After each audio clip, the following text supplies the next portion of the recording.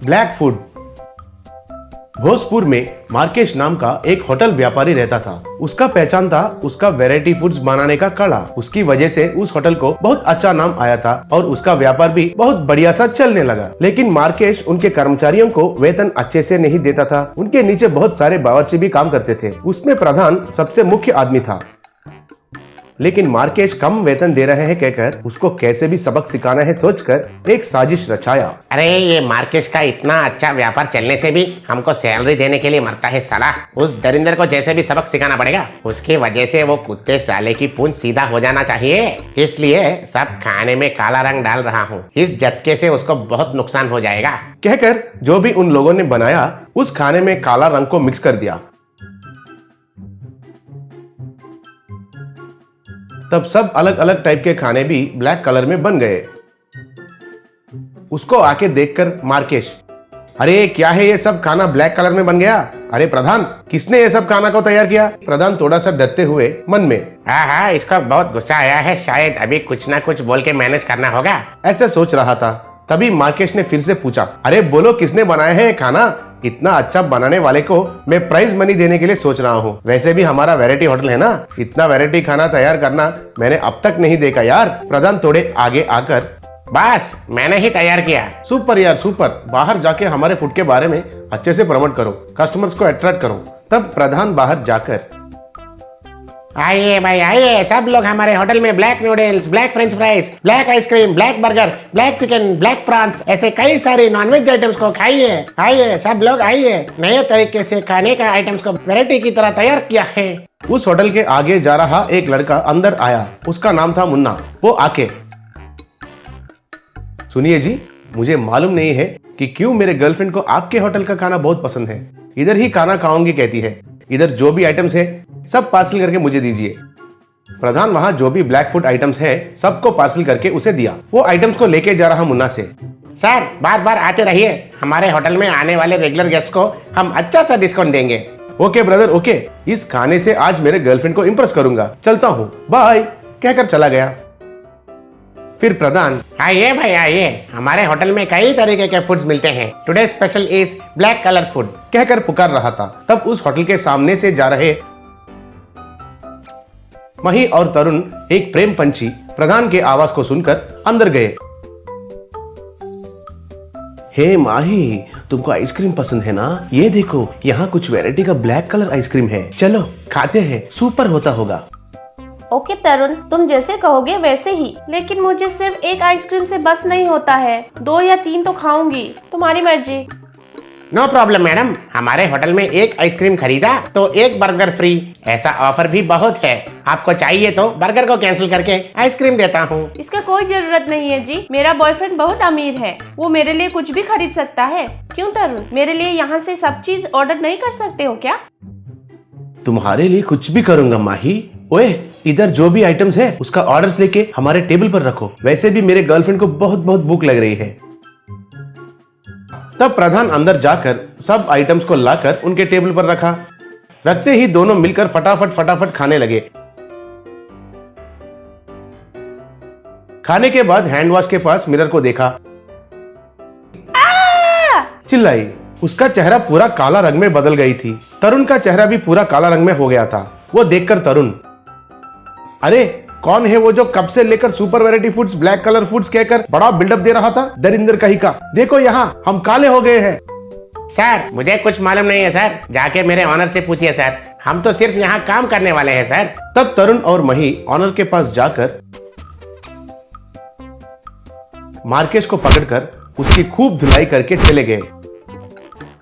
वे चलने के बाद मार्केश ने प्रधान को बुलाकर, अरे उन लोगों ने क्यों मुझे मारा, क्या वजह है? कुछ नहीं बॉस, हमारे ब्लैक आइटम्स खाके ये काले हो गए। किसका है ये घटिया ब्लैक फूड आइडिया कहकर मुझे पूछे। मैंने बहुत गर्व से कहा ये आइडिया हमारे ग्रेट मार्केश महामुनि का है। ऐसे मैंने कहा, बस वे लोग आके आपका अच्छा सम्मान किया कहकर हंसा। क्या हुआ बे, इतना क्यों हंस रहे हो? कुछ नहीं गुरुजी, दुबई को मुन्ना नाम का एक लड़का हमारे सारे आइटम्स उसकी जीएफ को पार्सल करके लेके गया। अब उसका हाल क्या होगा सोचकर मुझे बहुत हंसी आ रही है। तब मार्केश की बेटी काला चेहरा लेके उधर आई। तब मार्किस उसे देखे हैरान हो गया। क्या हुआ बेटी, तुम्हारे मुंह कौवा जैसा काली क्यों हो गई? पिताजी, मेरा बॉयफ्रेंड हमारे होटल से ब्लैक फूड लेके आया था। वो खाने के बाद देखिए ऐसे काली हो गई पिताजी, और अब मैं काली हो गई हूँ कहकर मैं नहीं चाहिए कह रहा है। उसने नहीं खाया था क्या हमारा ब्लैक फूड आइटम्स? नहीं पिताजी, उसने नहीं खाया था। हे भगवान, अबे ओए, ये जो ब्लैक फूड का आइडिया किसका है रे? घटिया सा आइडिया। इसकी वजह से यहाँ सब लोग काले रंग में बदल रहे हैं। और प्रधान से, अरे प्रधान, मुझे एक चीज समझ में आया यार, ये सब तुमने ही किया है कहकर मुझे मालूम है। कृपया करके ऐसे काम फिर से मत करो यार। तुमने इतना घटिया काम क्यों किया है ये भी मुझे मालूम चल गया है। तुम्हें वेतन कम दे रहा हूँ कहकर, है ना? ये सब वेराइटीज कर रहे हो, पुण्य मिलेगा यार। तुम्हारे हाथ जोड़ता हूँ मैं, ऐसे बकवास काम फिर से मत करो। आप लोगों का पगार बढ़ाऊंगा। और उनका सैलरी बढ़ाया। जैंट कॉट। एक गांव में निरंजन नाम का एक साहूकार रहता था। उसके माँ बाप सगे संबंधी कोई भी नहीं था, इसीलिए सब उसे एक निरंजन कहकर बुलाते थे। वो बहुत कंजूस था। ये सोचकर कि बीवी बच्चों को पालना मुश्किल होगा, उसने शादी भी नहीं की। ब्याज पर ब्याज डालकर लोगों को बहुत सताता रहता था। एक बार उससे जिन लोगों ने कर्ज लिया था वे सब एक जगह इसीलिए जमा हुए ताकि उसे कोई सबक सिखा सके। उनमें से एक व्यक्ति, दोस्तों, निरंजन का जुल्म दिन बर दिन बढ़ते जा रहा है। उसका सूद चुकाने के लिए दूसरों से उधार करना पड़ रहा है। अगर आप लोगों को एतराज ना हो तो मेरे पास एक बहुत बढ़िया उपाय है। इससे उसका जुल्म भी दूर हो जाएगा और हम उससे पीछा छुड़ा पाएंगे। एक दिन निरंजन बाइक पर जा रहा था कि उन लोगों ने एक खिलौने वाले सांप को सड़क पर फेंक दिया। निरंजन का बाइक सांप के ऊपर से गया। अरे अरे, सांप के ऊपर से बाइक चढ़ा दिया मैंने। अरे ये तो महापाप है। अगले दिन एक कर्जदार आकर, निरंजन भाई, क्या तुम एक बात जानते हो? कहते हैं कि अपने गांव में महेश को सांप ने डस दिया और वो मर गया। क्या? सांप ने डसा? अरे कल वो लाल रंग की कमीज पहने हुए था। मैंने भी लाल रंग की कमीज पहन रखा था। कहीं वो सांप मेरे बदले गलती से उसे तो नहीं डस गया? उसमें कोई शक नहीं है। सांप का बदला 100 साल तक रहता है। तुम वो सोचकर उस सांप ने उसे डस दिया। मैं तुरंत जाकर स्नेक स्वामी को बुलाकर लाता हूँ। इस तरह स्नेक स्वामी निरंजन के पास आया। बेटा, तुमसे बदला लेने वाला वो सांप कोई साधारण सर्प नहीं है, वो एक काला नाग है। उसके फूंकार भर से ही जान चली जाती है। ऐसे में अगर वो डस गया तो वो पानी भी नहीं मांगेगा। स्वामी, आप डराने आए हो या कोई हल बताने आए हो? बताता हूँ बेटा, बताता हूँ। चिंता ना करो। तुम्हें किसी भी हाल में खाट से नीचे नहीं उतरना चाहिए। खाना पीना सोना सब ये खाट में ही करो। कम से कम 6 महीने खाट से नीचे नहीं उतरना चाहिए। अगर तुम इसे नजरअंदाज करके खाट से नीचे उतरे तो तुम्हारी जान जाना निश्चित है। इस बीच में उस सांप पर मैं मंत्र फूकूंगा। इस तरह बेचारा निरंजन ने खाट पकड़ लिया। 2 दिन बीत गए तो निरंजन ऊबने लगा। अपने पास उधार लिए कारपेंटर को बुलाकर एक बड़ा सा पलंग बनवाया। भैया, अगर मेरे सारा खर्च माफ कर दोगे तो ही मैं ये पलंग बना कर दूंगा। निरंजन ने हाँ कहा लाचार होकर। यूं उसने एक बड़ा सा पलंग बनाया तो निरंजन उस पर शिफ्ट हो गया। एक बार फोन किया तो 4 उधार लेने वाले आए। अरे मैं बोर हो रहा हूँ, थोड़ी देर मेरे साथ बिताओगे यार? काम वाम छोड़कर तेरे साथ बिताएं? एक काम करो, हमारा सारा उधार माफ कर दो तो हम तुम्हारे साथ ही खाएंगे पिएंगे और सोएंगे। निरंजन मान गया तो वे ताश खेलने लगे। कुछ उधार लेने वाले चोर के वेश में चेहरे पर नकाब डालकर उसके घर में घुसे। उन्हें देखकर निरंजन, ए चोरो, तुम लोगों की ये हिम्मत, चुपचाप चले जाओ। मैं नीचे उतरा तो मेरे हाथों मरोगे। तुम आओगे कैसे? अरे तुम पलंग से तो नीचे उतर नहीं सकते। चुपचाप हमें चोरी करते हुए देखो जैसे तुम कोई फिल्म देख रहे हो और उसका आनंद लो। तुरंत निरंजन ने एसआई को फोन किया।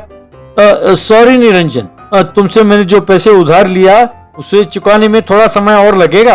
अरे वो नहीं सर, उस उधार को आप भूल जाइए। मुझे लौटाने की जरूरत नहीं है। मेरे घर चोर घुस आए हैं। आप तुरंत आइए क्योंकि एसआई भी इस नाटक में शामिल था, तो वो जोर से सायरन बजाता हुआ